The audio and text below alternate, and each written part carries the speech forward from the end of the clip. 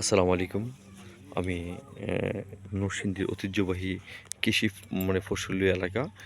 এর মধ্যে আমাদের নরসিংদী রায়পুরা উপজেলার আ আমরা যেটা উস্তা বা করলা বলি, এরকম একটা জমিতে আমরা আসছি। পাশাপাশি দেখতে পাচ্ছি একই জমিতে সিমের ফসল দেওয়া আছে এবং আমাদের লাউ বা কদু বলি, ওটা একই জমিতে এই ফসলটুকু দেওয়া আছে। তো আসলেই করলা গাছের যে অবস্থা, সেটা হচ্ছে আমরা একটু অসুস্থ রোগাক্রান্ত।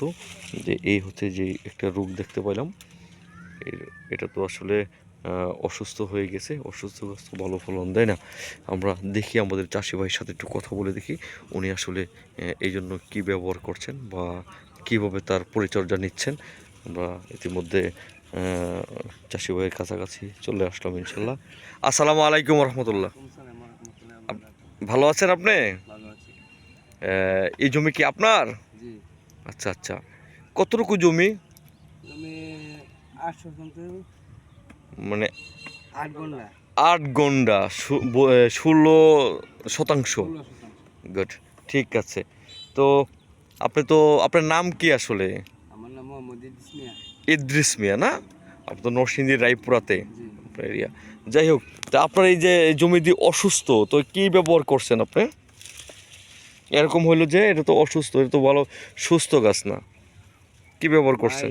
ব্যবহার তো করছি, লাল মাকড়ের বিষ দিছি।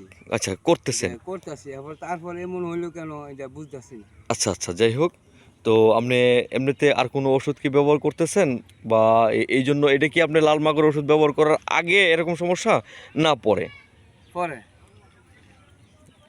এইটা ভালো করার জন্য লাল মাকড় ওষুধ ব্যবহার করতেছেন? হ্যাঁ হ্যাঁ, লাল মাকড়ের ওষুধ দিতেছি, মানে ভালোই ভালো লাগে। ভালো হওয়ার জন্য পাশাপাশি কি দেন? গুঁড়া পুকুর বীজ দিচ্ছেন না? যাই হোক, আলহামদুলিল্লাহ। আপনি আমি আমার পরিচয়টুকু বলি। আমি দৈনিক কৃষক কণ্ঠ থেকে আসা, সেটা আপনাদের কৃষি ফসল নিয়ে আমাদের আলোচনা। ওই বিষয়ে আমাদেরকে আসলে আমরা কৃষি পরামর্শ দিয়ে থাকি। আমি দৈনিক কৃষক কণ্ঠের একজন সাংবাদিক। আমি একটা কোম্পানিতে জব করি। আমি সোহেল রানা, গোল্ডমাইন এগ্রো ইন্ডাস্ট্রিজের সিনিয়র মার্কেটিং অফিসার, নরসিংদী। তো এই জন্য আপনি যে ওষুধ দিচ্ছেন, লাল মাকড়ের বীজ দিচ্ছেন আর গোড়া পোকার বীজ দিচ্ছেন, আশা করি আপনার এই ফসলের এই ট্রিটমেন্টের সাথে আমি একটা ওষুধ আপনাকে বলে দিই। সেটা হচ্ছে আপনার এই যে এই সমস্যাটা যদি হয় এভাবে, তাহলে ধর আপনার ফসল আর আসবে না। হ্যাঁ, জমিটা তো মোটামুটি নষ্ট হওয়া ভাব চলে গেছে। এখানে আপনি সাজিদ চিলেটেড জিঙ্ক, মানে চিলেটেড জিঙ্ক নামক একটা ওষুধ আছে। এইটা হইলেও আপনার সাথে স্প্রে করবেন। আশাবাদী আপনার এই জমি আরও সুন্দর হবে এবং এই কোঁকড়ানোর যে ব্যাপারটা, এই ব্যাপারটা আপনার ভালো হয়ে যাবে ইনশাল্লাহ। তাহলে আপনি ফসলে আপনিও লাভবান হবেন, আর জমির কন্ডিশন যদি ভালো হয় তাহলে আপনার ভালো ফলন দিবে। তাহলে আপনি লাভবান হতে আর কোনো সমস্যা থাকবে না। তো যাই হোক, আপনাকে বিরক্ত করলাম। ভালো থাকবেন। আসসালামু আলাইকুম।